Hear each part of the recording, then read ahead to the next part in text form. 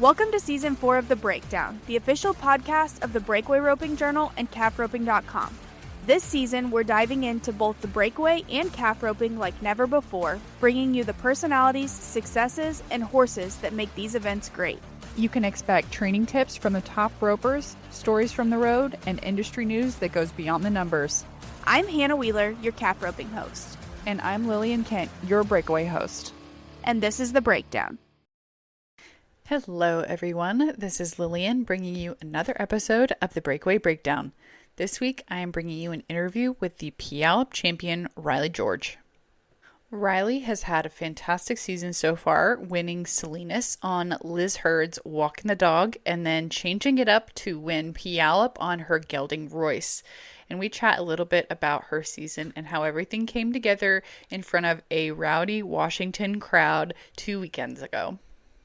Now, winning Puyallup is definitely exciting, but a key factor in winning that rodeo is a ticket to the Sioux Falls Rodeo, which is going to pay huge dividends for these breakaway ropers as they enter the final season sprint. Number 1 through 4 in Puyallup got a ticket to Sioux Falls, and joining Rylee George will be Zoe Bedke, Martha Angeloni, and Haley Williams. Going back to Rylee, after our weekend filled with fun things including the Pendleton Roundup, I have her projected to hold strong at number 7 in the world with a total of $114,418. She is literally $300 behind number 6, Maddie Dearman, and all the girls in there are super tight, starting with number 5, Shan McCartney with $115,000 and stretching down to number 10, Joey Williams, who has $109,000. So it's going to be some great watching, grabbing the popcorn and the calculators as we get into the final 2 weeks of the pro rodeo season. But before we dive in, I need to give a shout out to our episode sponsor, who is Mane and Tail. Mane and Tail is supporting our Women in Rodeo Month, which is the entire month of September, and they have some fantastic products that you've probably tried before. They are just classic and leave your horse feeling silky smooth and clean. You will be hearing a little bit more about them at the break, but for now, it's time to rope. Let's go.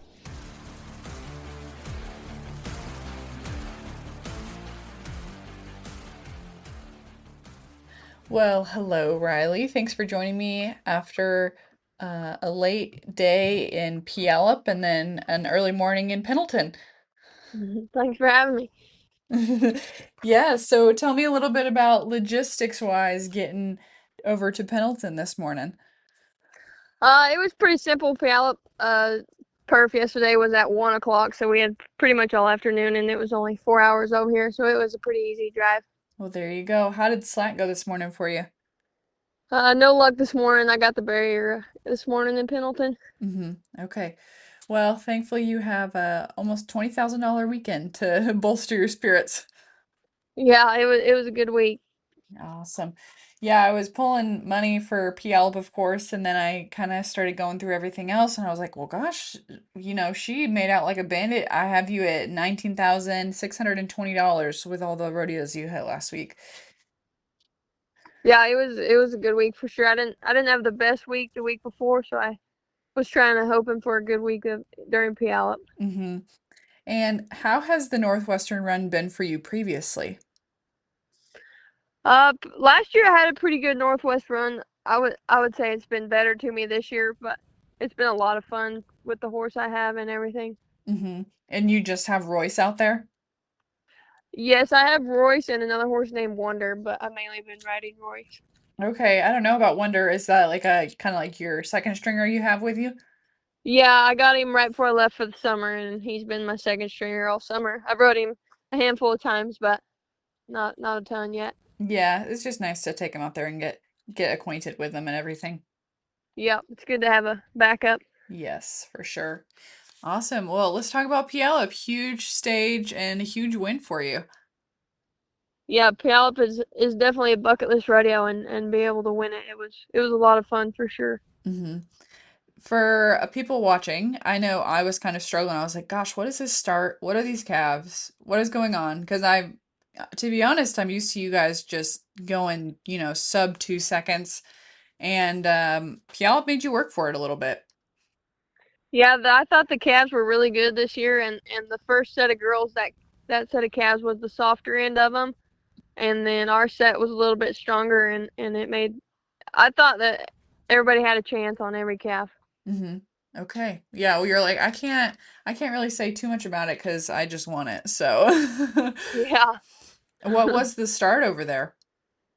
It wasn't much over there. A step and you were out over there. Those calves left pretty true, and it was pretty fun over there. There you go. Well, and on the short round day, a lot of them were heading left, and yours stayed pretty straight. Yeah, that calf was really good. That was the calf that Bo went 2-1 on, and so I knew he was going to be good, Mm-hmm. and he stayed true and still left good still, and didn't change his route, so he was pretty good. Nice. Talk to me a little bit about the crowd over there, because I know you're probably getting some of the more city vibes. I remember one of the announcers, a rope broke off, and you could tell the crowd was upset, and they were like, "Oh no, this is supposed to happen." So, um, and I'm sure you get that at a few of the bigger city rodeos, but tell me about the crowd over there. That crowd, we actually talked about it every night. Even some nights were smaller than others, but that crowd loved it over there. Every event, I mean, they would hoop and holler for everybody. Pretty much everybody that got a time, they would scream for you. Yeah, that's kind of fun because I know you guys are probably pretty hard on yourself when it's a 3 second time and you're like down in the dumps, and then somebody who maybe doesn't know much better is cheering for you and it kind of lifts you up a little bit. Yeah, that crowd was they loved it over there. That's so fun. Okay, so got into Puyallup, and where were you in the playoff series standings before this rodeo? I was fourth coming into Puyallup in the tour standings. Okay, so you were already pretty comfortable as far as Sioux Falls, so you could kind of, I don't want to say be riskier in Puyallup, but there wasn't as much pressure probably.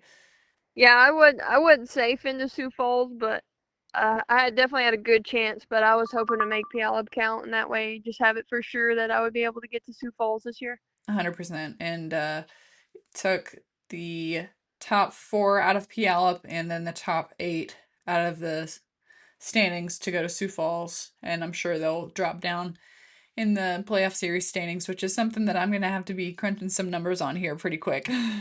Yeah, there's a Okay. lot of girls right there tight. I know, I know. Same for the world standings, which, speaking of, I had you sitting at number 12, and then again with your almost $20,000 weekend, I have you projected to move up into number 7 with $114,000.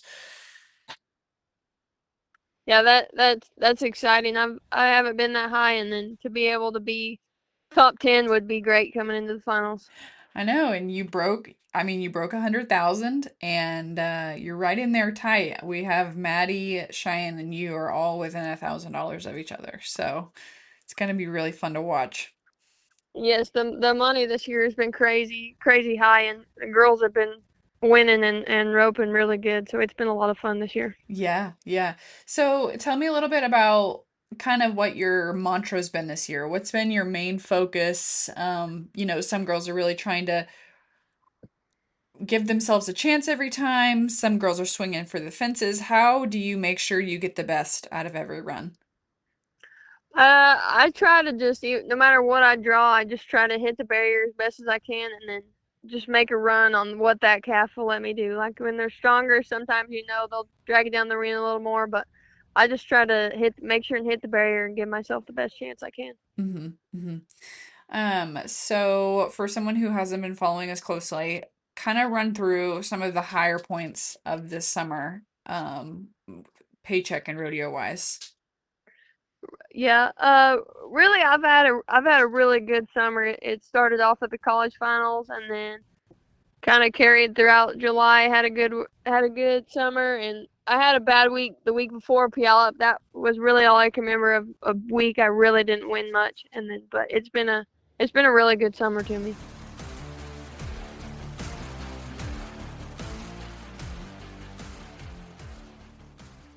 Hey everyone, it's September, which means it's Women in Rodeo Month, and I am so proud to tell you about our Women in Rodeo Month sponsor, Mane and Tail. If you've been in the rodeo industry long enough, you have used their products and know that they work fabulously. Mane and Tail's Ultimate Gloss Shampoo and Conditioner delivers a champion shine with a pH balanced formula powered by protein, coconut, and avocado oils. It deep cleans sweat, dirt, and sand while moisturizing to prevent breakage. It's saddle safe and performance proven and leaves every coat, mane, and tail with an arena ready high gloss finish. We cannot thank Mane and Tail enough for supporting our Women in Rodeo Month. And now let's get back to the Women in Rodeo.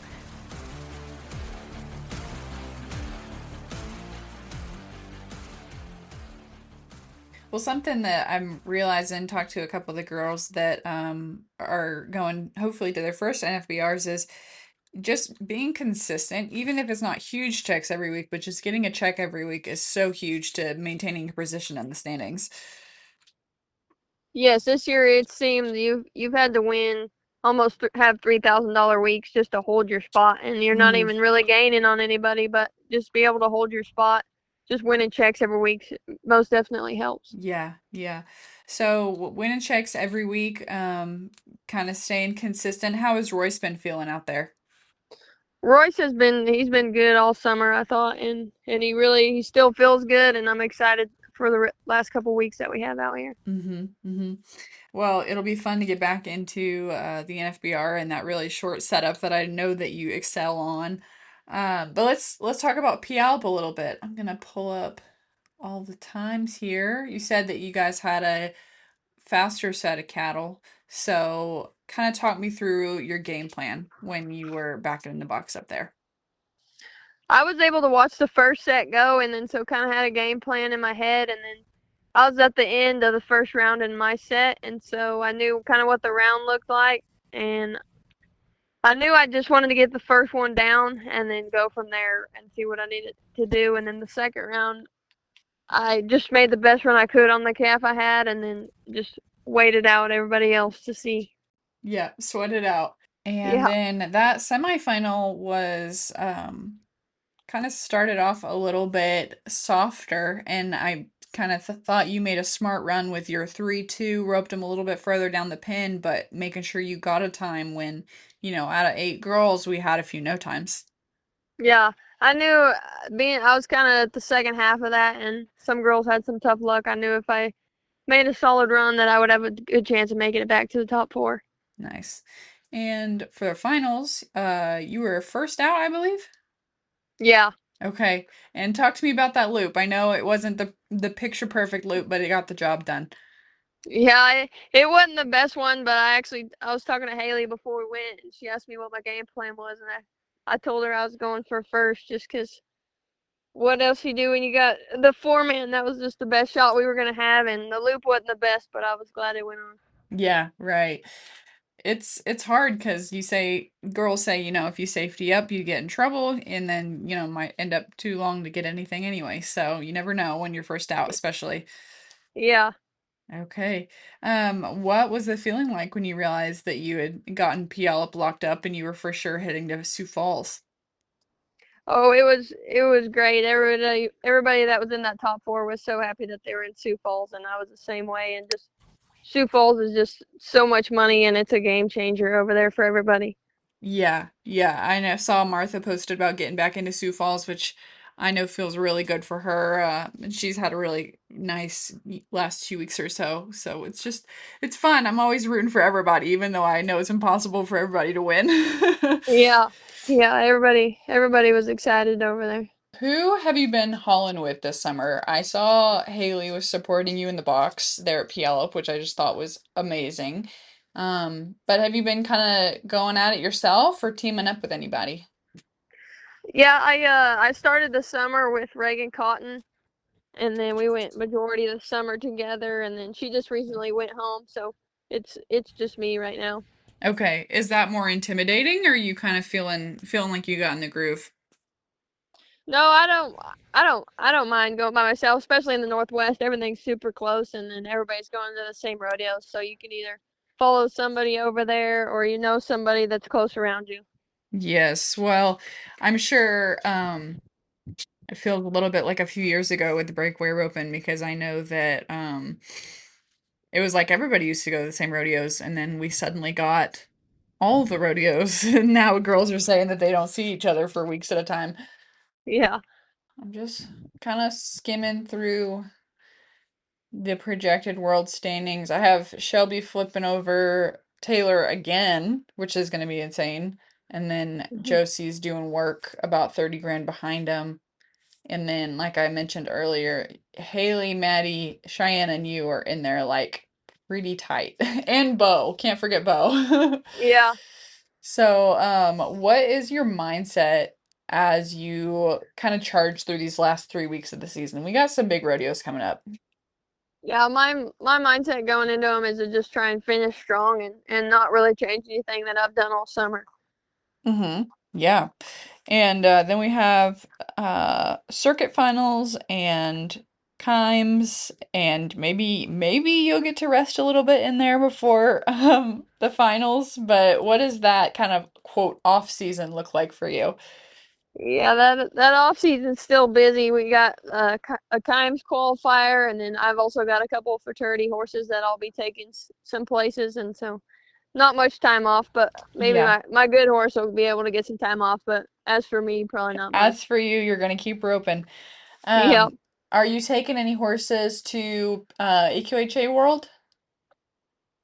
I was thinking about it. I haven't really looked into it, but I was thinking about going to there this year. Right. And then we have Solo and we have the Gold Buckle for sure. So Yep. Yep, and staying I'll be busy. going to both of those. We're just gonna get you sharp for Vegas. Well, if you stay inside the top 10, you won't have to worry about going to that Kimes qualifier. Yeah, hopefully so. It'll work out. Yeah, you're like, I'm just gonna keep it on the calendar and keep doing the workout here. Yeah. Awesome.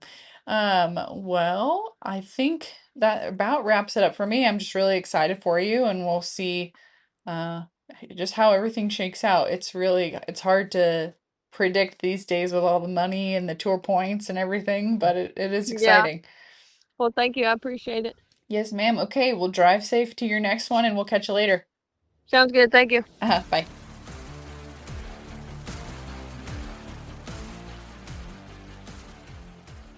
Well, that is another episode down for the Breakaway Breakdown, this time with Miss Rylee George. I am so glad you tuned in with us today, and hopefully you will be joining us as we finish out the regular pro rodeo season. We enter the fraternity season with the Solo Select Fraternity, Gold Buckle Fraternity, and AQHA World. Get into some circuit finals, and then finally the Kimes $1 Million Breakaway before the grand finale, the NFPR in Las Vegas. So lots of exciting things coming. Can't wait to chat with you guys again.